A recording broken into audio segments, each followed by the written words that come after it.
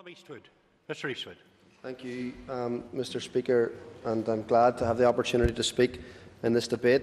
I would implore members, though, to realise that there isn't one view on this. There's a number of views held right across this chamber. In fact, I'm not too big to recognise that there's a number of views held even within my own party. And I think that is because we are reflective of society. But I have never once, even though I am clearly very much in support of equal marriage, I have never once run down anyone's other opposing view to my own. I think it is important that people are allowed to hold a view, whatever that view is, and that everybody else can respectfully treat those people with respect and can have a discussion and not a shouting match across this chamber. And I do want to say that I do praise Mr. Ford for his speech. I think it was a very good speech, and for the stand that he has taken. And it's not easy when there is quite a bit of pressure coming from different sections of our society, including our churches, and they're absolutely entitled to hold that view. The SDLP have come to a view after much discussion, after much debate.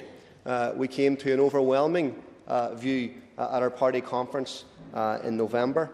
The motion that was passed at our conference read that Conference applauds the party's values and rights-based tradition, reaffirms its 1992 conference motion which called for, in the context of gay rights, equal civil and legal rights for all citizens and calls for this to be extended to civil marriage, acknowledges the principle of separation of church and state and respects the rights of any faith or religious organisation and its membership to determine their definition of marriage. And I want to again applaud, and I'm not used to doing this, but applaud again the Alliance Party's amendment, because I think it does recognise that churches should, of course, be protected in terms of their own beliefs. No church should be forced to do anything against their beliefs, and we stand, as we stand in support of gay people and their right to be married, we also stand in support of churches and their right to carry out or not carry out gay marriages if they so wish.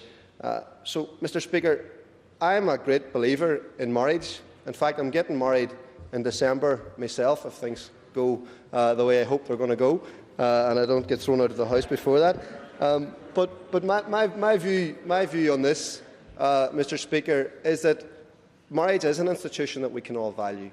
When two people love each other and are prepared to commit and share their lives together, then I think that should be supported. But I think when two people of the same sex commit and love each other and want to commit their lives together, that should be supported as well. My view on marriage on gay marriage isn't that it threatens the institution of marriage. In fact, it strengthens it and it extends it to those people who want to be married. I don't think that's a position that we should be afraid of.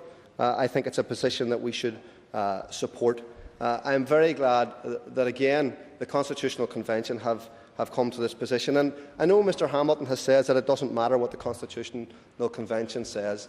As an Irish nationalist, we represent almost half the population of Northern Ireland, people on these benches, and we do care what the Constitutional Convention says.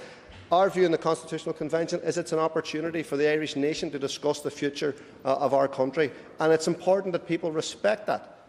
I don't disrespect any unionist idea of how their country should be governed, but people need to respect that that's our viewpoint, and we do. We are concerned. No, thank you. I want to get through it. We are concerned about what the Constitutional Convention says, and I'm very glad that the Constitutional Convention have come to a view in this. It's a difficult view to come to. Ireland has moved very, very far in the last number of years, and it's a brave decision for people to come to that. And I think the overwhelming support of the Constitutional Convention was very telling, and it says to me that Ireland has moved significantly from where they were. I'll give way to the member now. I thank the member for giving way, and I think the important thing about the Irish Constitutional Convention, as somebody who took part in it, is the importance of what the citizens said. As it was pointed out, 66 of the 100 are citizens, and even though the Catholic Church said it was against same-sex marriage, and Ireland is deemed a Catholic country. The citizens said, we want to move forward in this issue. And does the member have any reason to believe that the citizens in Northern Ireland would take any different approach in response to some of the declarations from the churches? Thank you, Mr. Speaker, and I thank the member for the intervention. I don't pretend to know what the citizens of Northern Ireland believe, but I do know that there are a significant number of people who are for this and who support this. There are also a significant number of people who are against it and will take advice from their church, and that's their prerogative. That's for them to do.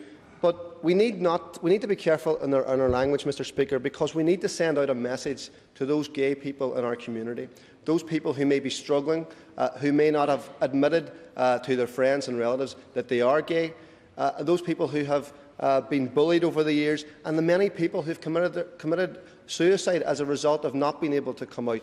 And so, thank you, Mr. Speaker.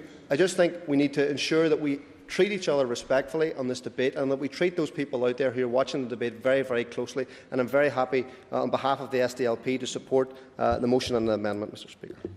Kennedy.